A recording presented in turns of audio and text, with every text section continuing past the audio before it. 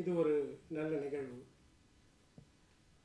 பொதுவாக மரங்களை நமக்கு தெரியும், அது கொடுக்கிற கனிகள் நமக்கு தெரியும்.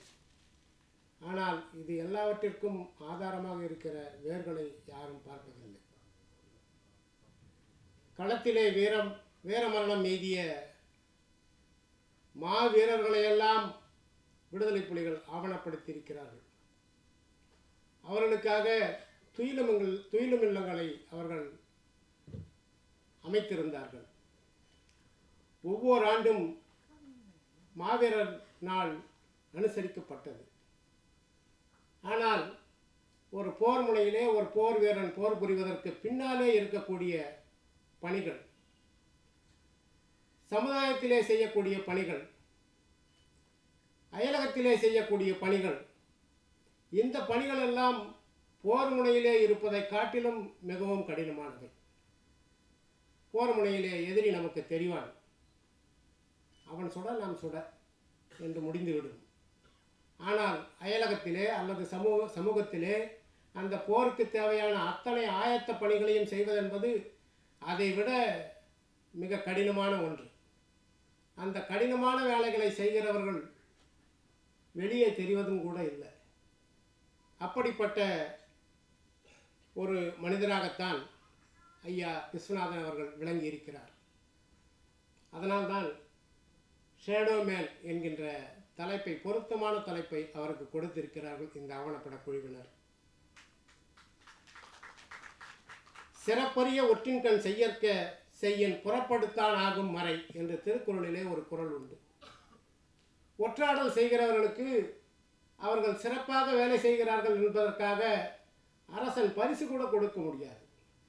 அப்படி கொடுத்தால் அவன் ஒற்றன் என்பது மற்றவர்களுக்கு தெரிந்துவிடும், அவர் செய்கின்ற பணிகளிலே அது குந்தகத்தை ஏற்படுத்திவிடும் என்று சொல்லுகிறார் திருவள்ளுவர். அப்படியான அந்த ஒற்றாடலுக்கு நிகரானதுதான் பின்களத்திலே செயல்படுகின்ற வேலை என்பது. சுவரட்டி ஒட்டுவது என்பது சாதாரணமான வேலை அல்ல. மனிதர்களை ஒருங்கிணைப்பது என்பது சாதாரணமான வேலை அல்ல. அப்படிப்பட்ட மகத்தான வேலையை ஐயா விஸ்வநாதன் அவர்கள் அமெரிக்க மண்ணிலே இருந்து செய்திருக்கிறார். அங்கே அமைப்புக்காக வேலை செய்தவர்களை எல்லாம் இவர் விரட்டி விரட்டி வேலை வாங்கியதாக அவரோடு பழகிய ஒரு நண்பர் எனக்கு சொன்னார். எல்லோரையும் தூண்டிக்கிட்டே இருப்பார், வேலை செய்யுங்க வேலை செய்யுங்க என்று தூண்டிக்கொண்டே இருப்பார் என்று சொன்னார். அந்த நண்பரை இவர் சிகாகோவிலே சந்திக்கும் போது என்னையே அவர் ஐயப்பட்டாருங்க. அவர் இவர் அமைப்புக்காக வேலை செய்கிறவரானா அல்லது வேறு ஆளா என்று என்னையே ஐயப்பட்டவர். அப்படி ஒவ்வொன்றத்திலும் கவனமாக பார்த்து பார்த்து வேலை செய்யக்கூடிய மனிதராக அவர் இருந்திருக்கிறார். அதன் காரணமாகவே அமெரிக்க அரசினுடைய காவல்துறை அவரை தேடி வந்தபோது அவருடைய நல்ஊழ் அன்றைக்கு மாலையிலே அவரை தேடி வீட்டுக்கு செல்லுகிறார்கள். அவர் அதற்கு முன்பாக விமானம் ஏறி இந்தியாவிற்கு வந்து விடுகிறார். அதற்கு பிறகு அவர் அமெரிக்காவுக்கு திரும்பவே இல்லை.